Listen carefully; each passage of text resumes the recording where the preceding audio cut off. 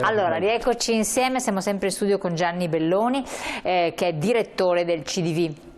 Allora, direttore, stavamo dicendo infiltrazioni, presenza delle mafie che si appoggiano alla politica in qualche modo, giusto? Lei faceva l'esempio di un sindaco di un comune del Veneto. Esatto, ma non è solo questo, ci sono altre realtà che hanno intravisto fenomeni analoghi oppure ci possono essere e non ne siamo a conoscenza? Sì, ci sono stati fenomeni analoghi in Veneto, appunto la conoscenza del fenomeno in Veneto è in qualche modo agli inizi, perché come dicevo prima l'azione della magistratura è relativamente recente a fronte di un insediamento, di un'operatività mafiosa che data almeno dagli anni '80. Comunque alcuni segnali sono stati abbastanza chiari, penso ad esempio al Comune di Verona, in cui c'è stata un'interlocuzione tra gruppi di 'ndrangheta e politici che hanno ottenuto l'appoggio per quanto riguarda la raccolta dei voti. Ma questo non deve stupirci più di tanto, perché è una vocazione proprio particolare delle mafie, quella della politica, perché è in un qualche modo il tentativo di controllare alcuni snodi importanti delle autorizzazioni, delle decisioni. Allora non è tanto, come dicevo prima, non è tanto il problema delle mafie, è il problema della politica che alle volte sembra comportarsi in un qualche modo come animatore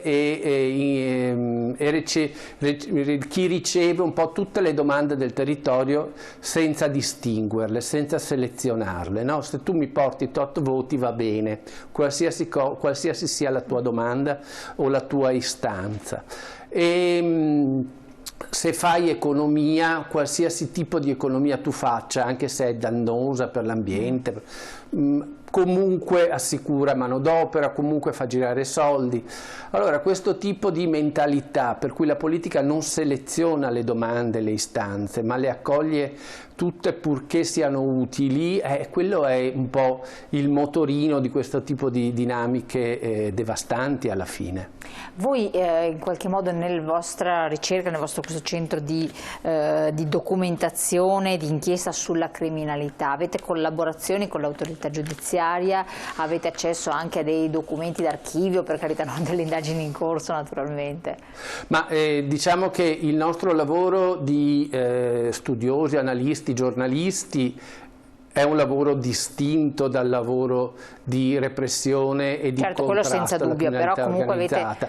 Noi utilizziamo la documentazione che viene dalla magistratura e dalle forze dell'ordine per fare le nostre considerazioni e le nostre analisi, che poi possono anche indirettamente essere utili, ma secondo noi devono essere soprattutto utili ad inquadrare il problema, cercare di comprenderlo, al di là di molte scorciatoie comprensive, no? Che alle volte possono circolare. Qual è una di queste scorciatoie? La scorciatoia comprensiva è ad esempio quella di pensare alle mafie, una metafora del cancro che arriva e che attacca un corpo sano.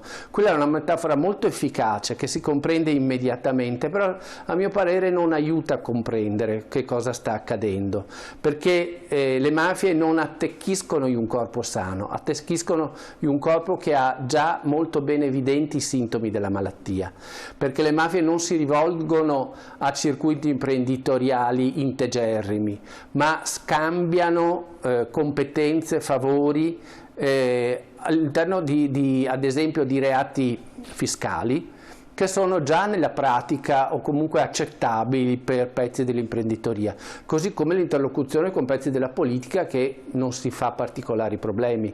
Quindi da questo punto di vista non attacca un corpo sano. Chiaro. Che ruolo anche non so, gli studi professionali possono avere in qualche modo delle implicazioni in questi ambiti oppure no? Guardi, io ho fatto con un collega anni fa, abbiamo effettuato un lungo studio che poi è stato pubblicato su un'inchiesta abbastanza famosa che ha riguardato in particolare la zona di Padova ma tutto il Veneto. Era l'inchiesta su Aspide, che era una finanziaria che operava ad opera promotrice un gruppo di Campani, aveva sede a Padova e offriva tutta una serie di servizi alle imprese, usura, riscossione del credito, consulenza per bancarotta fraudolenta, evasione dell'IVA, eccetera, eccetera. Allora, cercando di capire un po' le evoluzioni di questa finanziaria, che poi è stata identificata come un'organizzazione camorristica dalla magistratura, si vedeva come gli imprenditori commercianti che si rivolgevano ad Aspide in maniera abbastanza frequente si rivolgevano ad Aspide su consiglio di commercialisti e consulenti del lavoro. Cioè la situazione era: ti guardo il bilancio, vedo come sei messo e ti dico guarda, vai lì perché conosco queste persone. E quindi c'era la consulenza. E quindi c'era una responsabilità, insomma si è registrata una responsabilità abbastanza importante nella facilitazione degli affari nel passaparola, ma anche poi nell'operatività concreta di Aspide.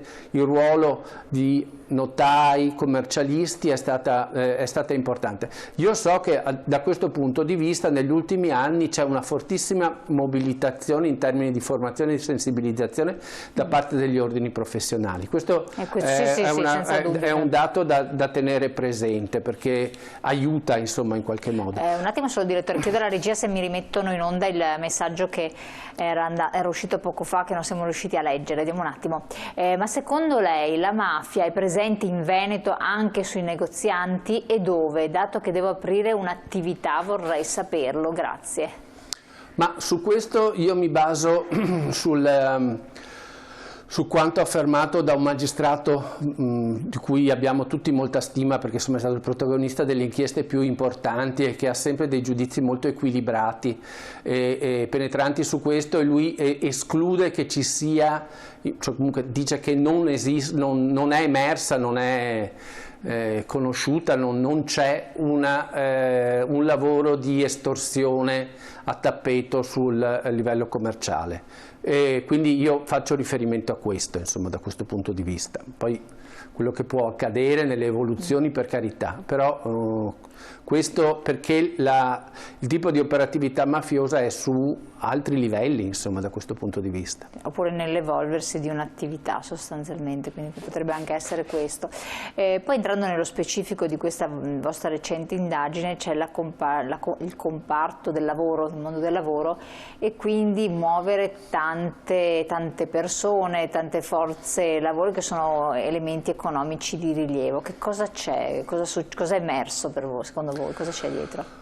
Beh, è un po' di anni che noi cerchiamo di segnalare questo aspetto, perché negli ultimi anni appunto è venuta alla luce, si discute molto la questione della relazione, dell'incontro tra mafiosi ed imprenditori, giustamente, ma è stato tenuto un po' in ombra un altro fattore altrettanto importante, che è quello da parte dei mafiosi della gestione della manodopera, che non è un fenomeno recente, perché teniamo presente che io ho avuto modo di studiare un altro caso che è avvenuto tra la fine degli anni 90 e l'inizio degli anni 2000, di un personaggio legato a Cosa Nostra, proveniente da Siracusa ma stabile nella provincia di Treviso per un bel po' di anni, che aveva messo in piedi un meccanismo di collocazione di squadre di operai utilizzando lo strumento legale del distacco internazionale, cioè lui apriva delle società in Romania che assumevano degli operai, queste sue società, e che poi le portava in Veneto, quando la Romania non era all'interno dell'Unione Europea, le portava in Veneto e le faceva, in qualche modo le procurava alle varie imprese che ne avevano bisogno.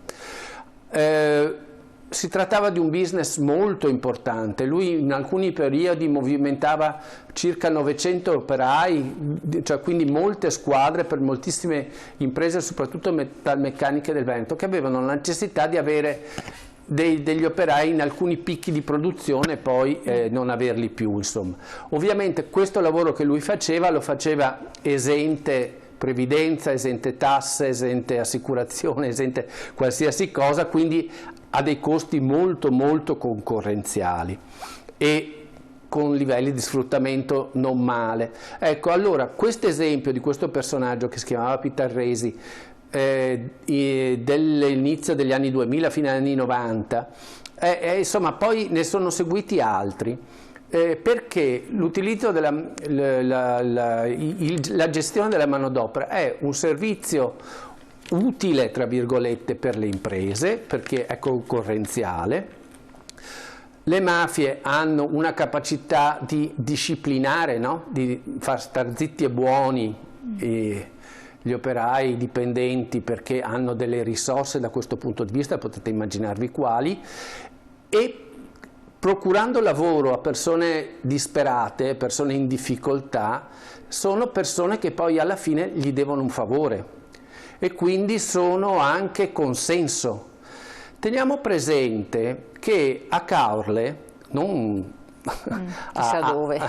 in provincia di Napoli, a Caorle, alle elezioni un imprenditore ha richiesto l'arrivo di tutta una serie di persone di nazionalità rumene, a cui ha chiesto che si iscrivessero alle liste elettorali per votare una certa persona e un certo sindaco. Queste persone si sono iscritte perché erano dipendenti di una ditta di un'altra persona che è stata inquisita, che adesso è sotto processo, e hanno votato quello che gli era stato chiesto di votare. Quindi ecco, però questi lavoratori che vengono, per esempio, come diceva lei, dalla Romania, come può essere anche da altri paesi, vengono in qualche modo allettati, cioè esiste nel loro paese un'altra entità, non forse troppo legale, che raccatta queste persone. Beh, questo, quello che noi abbiamo visto è intanto anche l'assunzione, ad esempio, dal sud. In paesi, in cittadine dove c'è una presenza importante dell''ndrangheta, ad esempio, che in qualche modo, e dove sono disoccupazioni e disagio sociale drammatico, e che queste persone vengono assunte, hanno la possibilità di lavorare, vengono o al nord o anche all'estero, e tutto questo tramite la gestione di questo tipo di ditte e di imprese. Questi operai rumeni di cui parlavo erano già sul territorio, erano già residenti in Italia. Torniamo su questi temi qui. Un attimo di intervallo, poi torniamo tra poco.